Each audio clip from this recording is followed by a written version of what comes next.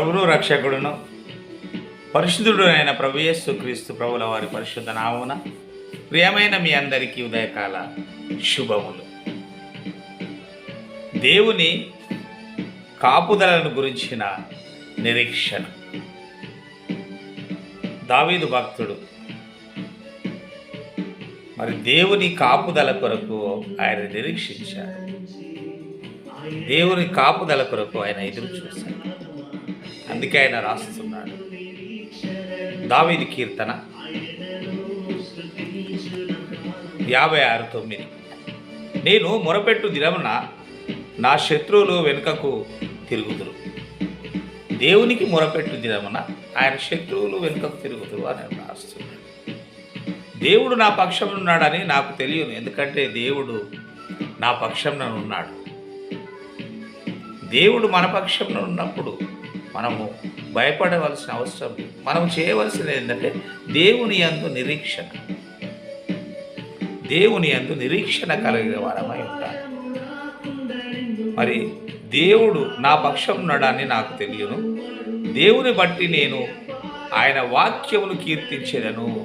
దేవుని బట్టి దేవుని వాక్యం ఏ మాట అయితే దేవుడు ఇచ్చాడు, దేవుడే వాక్యమై ఉన్నాడు.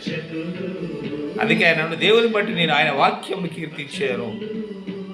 యెహోవాను బట్టి ఆయన వాక్యమును కీర్తించి, దేవుని బట్టి యెహోవాను బట్టి. ఎందుకంటే మరి యోహాను సువార్త 1వ అధ్యాయము 1వ వచనంలో ఇలా రాయబడి ఉంది, వాక్యము దేవుడై ఉండెను, ఆదియందు వాక్యం ఉండెను, ఆదియందు వాక్యం ఉండెను, వాక్యము దేవుని యొద్ద ఉండెను, వాక్యము దేవుడై ఉండెను, ఆ వాక్యమే దేవుడై ఉండెను.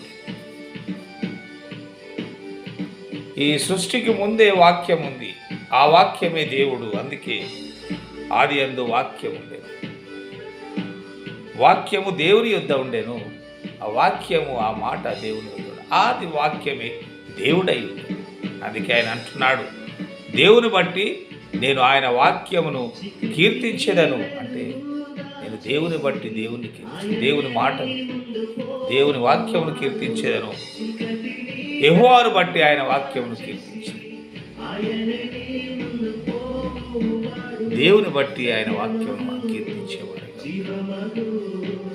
దేవుని యందు నిరీక్షణ గలవారమై ఉంటారు. అందుకే నేను మొరపెట్టు దినమున నా శత్రువులు వెనుకకు తిరుగుదురు. దేవుని యందు నిరీక్షణ కలిగి నేను ఆయన మొరపెట్టు దినమున నా శత్రువులు వెనుకకు తిరుగుతాను. నేను చేయవలసింది ఏంటి? దేవుని బట్టి నేను ఆయన వాక్యమును కీర్తించాను, ఆయనను కీర్తిస్తుంటానంటే. యెహోవాను బట్టి ఆయన వాక్యం నేను కీర్తించాను. అందుకే అంటున్నాడు, నేను భయపడను. ఎందుకు? నేను దేవుని యందు నమ్మిక ఇచ్చున్నాను, నేను దేవుని యందే నమ్మిక ఇచ్చాను. ఇంకా నేను భయపడవలసినది ఏమిటి? నేను భయపడను అంటూ యెహోవా నాకు వెలుగును. కీర్తనలు 27:1 ఆయన ఆల్రెడీ మాట్లాడేశాడు. యెహోవా నాకు వెలుగును రక్షణ అయి ఉన్నాడు, నేను ఎవరికి భయపడను. ఎందుకంటే దేవుడు నాకు వెలుగు, నా రక్షణ. వెలుగు రక్షణను చీకటి పడవేస్తుంది, వెలుగు రక్షిస్తుంది, వెలుగు దారి చూపుతుంది. వెలుగులో నడిచినప్పుడు మనం పడిపోం, కానీ చీకటి మనల్ని పడవేస్తుంది.